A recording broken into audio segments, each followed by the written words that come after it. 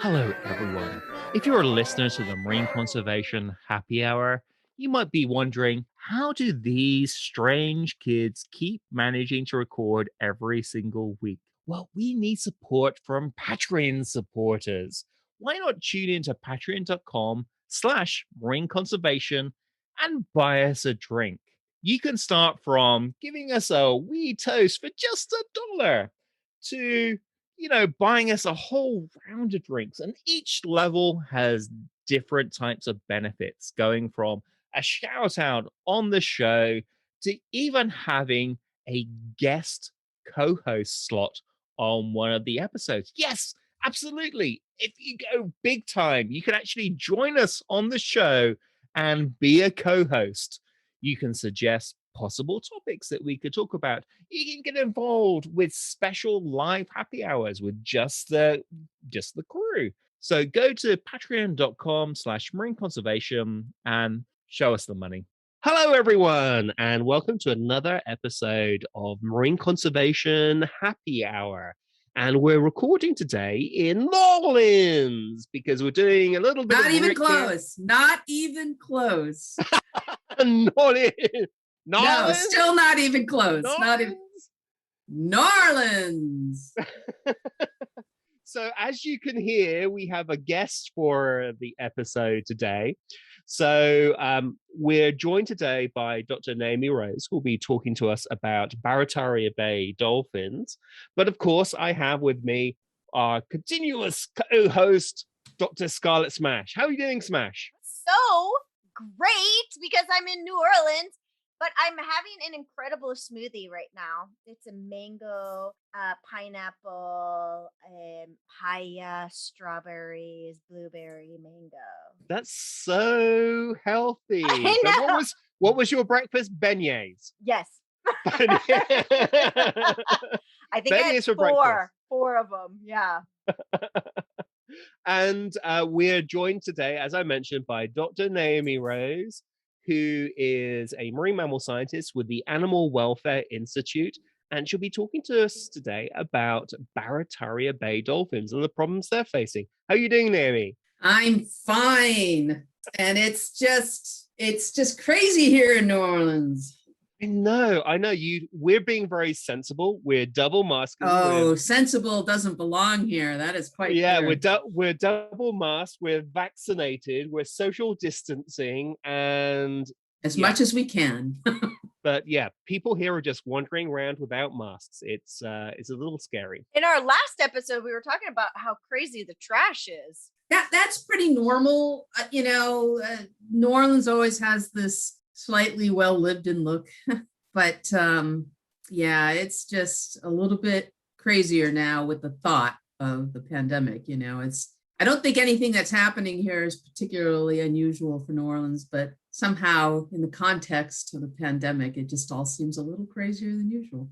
So I'm sipping my coffee with chicory, which is a very New Orleans thing, which is something I've got into recently. But Dr. Rose here doesn't drink caffeinated drinks. Do you have your Diet Coke with you? Well, I did have, Diet Coke earlier, but I'm while I'm in New Orleans, I am trying several things. I've tried absinthe. I have had a Cosmo, which I haven't had in many a long week or month. The Cosmos here are quite good. And the absinthe was something. It was really good. I mean, this is locally made absinthe. It's made in New Orleans, so that's so cool. Good. It was good, wasn't it? I think it was the best I've ever had, honestly. Yeah, I mean, then they make two kinds. They make really strong and a little bit more mild. The mix of herbs or whatever, because the taste was quite nice. It was very nice. If you like licorice, you like black licorice, you would love absinthe. So tell us about the Barataria Bay Dolphins and what the issue is there.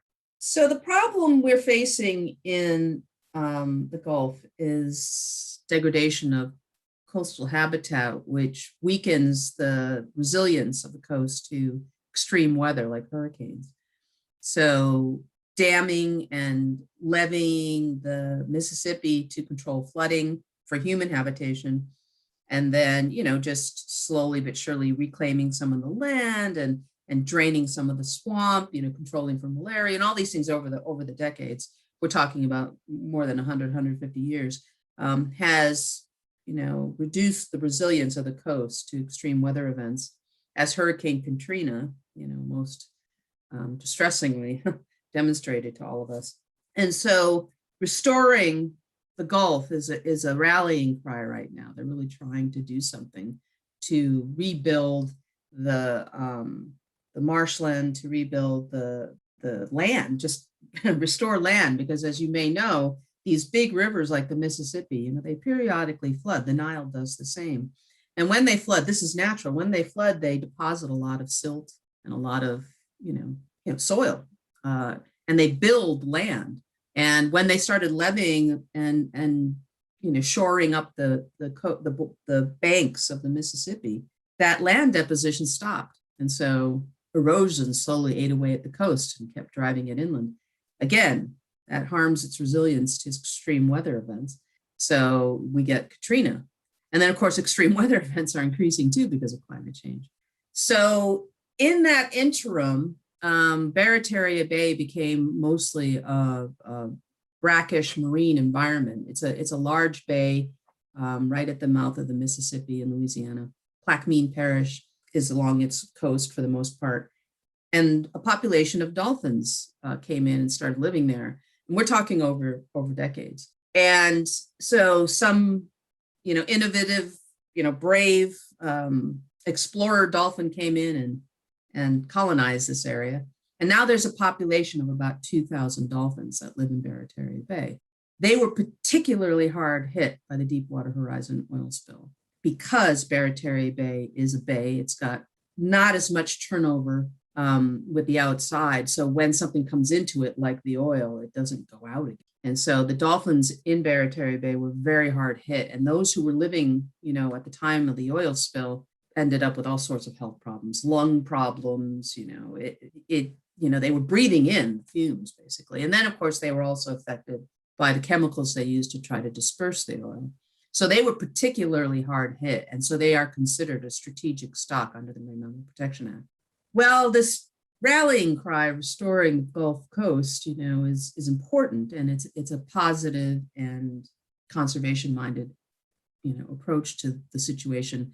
And it would also help with things like oil spills. If there were more mangroves and marshes to filter the water and, take care of, naturally sort of be a response to this sort of insult. So they're trying to divert some of the water in the Mississippi into, out of the Mississippi back into the coast to rebuild some of the land. All of that's great. Problem is that, the Mississippi's freshwater.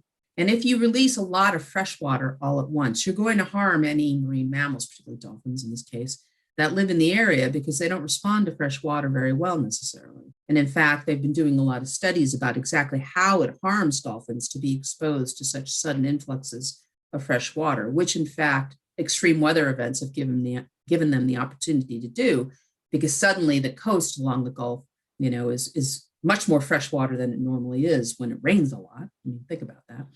And so they've determined that, it's pretty bad.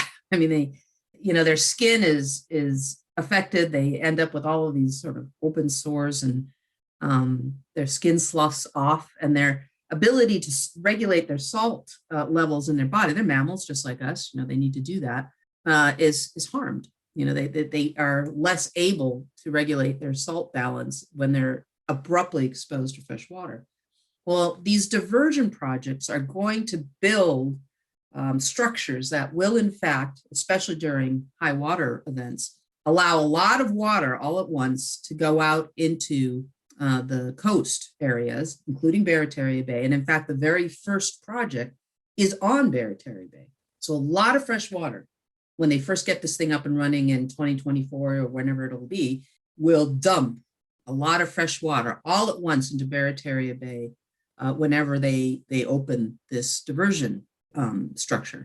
And that is, in fact, going to kill dolphins. They do die as a result of this. Their ability to fight off, their immune response is affected. They get sick, their skin sloughs off, they get weak, they die. And so a population of dolphins that is currently around 2,000, which has been depleted because of the Deepwater Horizon oil spill, and they're trying to recover it. And some of the dolphins who've been born since the oil spill are doing much better than their forebears, who are still struggling with the impacts of the oil spill, will suddenly be exposed to all of this fresh water. So insult upon insult. And what should be a population of about 3,500 50 years from now, if they continue to recover at the current rate, will only be about 140 dolphins. They're literally going to kill thousands of dolphins for this diversion project. So you have this really well-meaning, important approach to conservation to rebuild the coast of, along the Mississippi, along Louisiana, but you're going to kill literally thousands of dolphins to do it. So what do you do?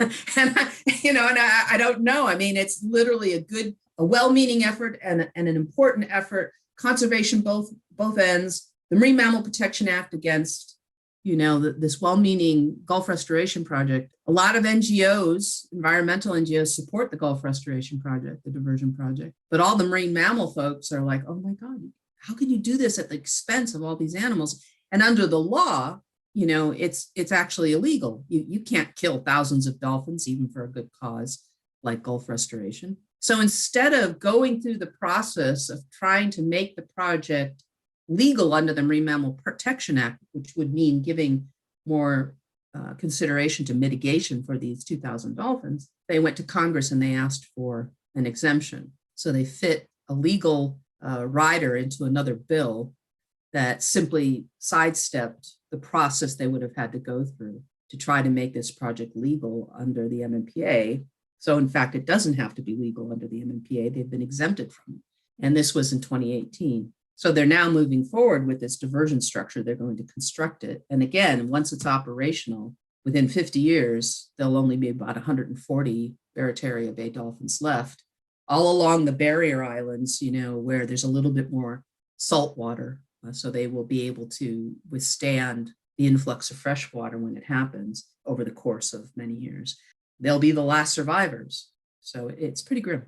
This sounds crazy. I mean, we want to get support for coastal restoration, but killing off a local dolphin population, it's just like the worst way of doing it. It's like, and we're not even talking about a dozen dolphins or even a few dozen dolphins. We're talking about a population that's currently at about 2,000 dolphins. And, and they've already been hard hit by the oil spill. Now we're going to do something on purpose. The oil spill was an accident. We're actually going to do something purposefully that will expose them to all of this fresh water, turn Barataria Bay into, a very heavily brackish, it'll be mostly fresh water, although a little bit of salt, obviously. And this is the other thing too, the local folks in Plaquemine Parish don't like it because there's a very active fishery for various species, shrimp, for example, in Barataria Bay. A lot of folks make their living off of that fishery, and they have no problem with the dolphins being around. And this is going to kill off their fishery as well, because the ecosystem within Barataria Bay will turn into a freshwater ecosystem, which, where all these saltwater fishers will have no place. So, I'm a dolphin person. I want to protect the dolphins, but I'm sympathetic to the fact that the entire economic base of Barataria Bay and Plaquemine Parish is going to change. What's been there for generations is going to shift. And of course, it shifted originally 100 and 150 years ago when they started, levying the river. So what's there is already not, original, but to restore it to its original form at the expense of all of these lives very abruptly within 50 years, it's going to be, a lot of dead bodies. I mean, it's just, there's got to be a better way. I think that's really where we're coming from in our community. We just feel very strongly that there has to be a better way to more gently restore Gulf Coast that doesn't result in the deaths of thousands of animals. And so that's what we've told the government. That's what we've told. Yeah, if you go to engineers and go, as conservationists, we can't seem to fix this problem. Only you engineers can save it for us. They'll come up with some idea. They'll come up with something. Yeah. Absolutely.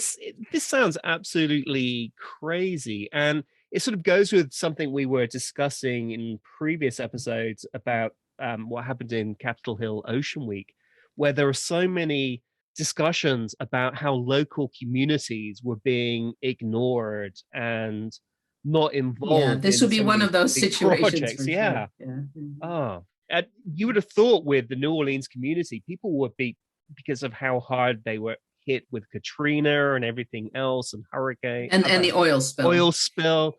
That And again, oh Barataria Bay, because it is an enclosed body of water. It does obviously open to the ocean, but it has these barrier islands that keep the water turnover low.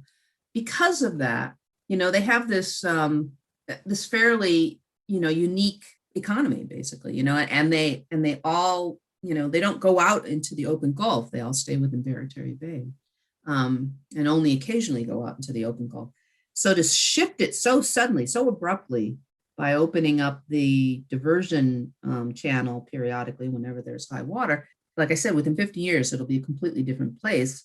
And the purpose of it, which is to rebuild land, this is the shocker for me. When I discovered that, in fact, they are only going to build a net gain of 21 square miles. That's all they're going to build. I mean, not that that's not nothing, but it's not a lot compared to the length of the Gulf Coast that we have control over, in the United States. So killing 2,000 dolphins and undoing, a whole way of life that's been there for 100, 150 years for 21 square miles of regained land doesn't seem a good cost benefit analysis to me. was that 100 dead dolphins per mile? That's a way of looking at it. I didn't actually look at it that way. Oh dear. Well, is there anything that our listeners can do to help? Can they? Well, the good news, there's a silver lining here, or maybe I should just say good news. I mean, I don't think there is any silver lining except the 21 square miles of land they'll regain. But the good news is that there's growing opposition to this. When we first heard about all of this, which was actually, up to 2 years ago, it was a done deal.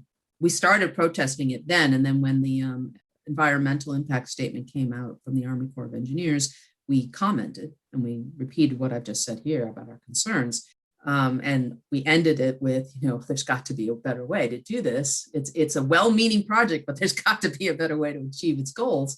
We were pretty sure we were, crying into the wind. We didn't think we had much chance, but we wanted to be on the record just for the principle of the thing, really. We wanted somebody to speak for the dolphins and even for the fishers, just to be on the record. Well, now it seems that maybe, I don't think they've been listening to us, quite frankly. I think they've been listening to the fishers. I think they've been listening to the local folks.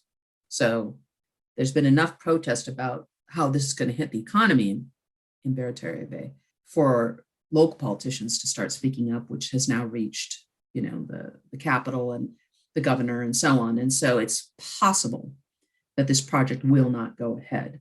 It's already been delayed by quite some time as they, sought this exemption to the Marine Mammal Protection Act. And hopefully it will, again, we're not trying to kill Gulf restoration. We absolutely want Gulf restoration, but it might kill this particular way of going about it. Yeah, so people who are writing in to their Congress people, particularly if you're local, complaining about this. Oh, absolutely. Sure It's much more effective if you are local, if you at least live in Louisiana, but it's even better if you're from Barataria Bay area. And absolutely make your voice be heard. And again, it's not just the dolphins, although God knows they are not only are they going to die, and I hate to put it this way because I don't really want to bum anybody out any more than they already are, but it's a horrible way to die. Can you just imagine your skin sloughing off? And it's a horrible way to die. So not only are you, even if that doesn't really, float your boat, I mean, if that's not your concern, it's going to affect the economy of Barataria Bay. It's going to hurt a lot of people. So it's an all around well-intentioned project that is going to have horrible impacts on the local environment, as well as positive ones. It's just been a terrible dilemma and conundrum for all of us. It makes us sound like we don't care about Gulf restoration, which we absolutely do, but not like this. So write into your Congress people, even your local Congress people, to say how opposed you are to this, but make sure that you also mention that you're not opposed to restoration of the Gulf Coast in general, just the way that this let's be more clever about this. And as you said, let's ask those engineers to come up with something really, really super duper clever that accomplishes this goal without killing dolphins. And don't go to Congress and ask them to just exempt you from the environmental protection laws. That's a really terrible thing bad. to do. That's a really bad Something's example. wrong.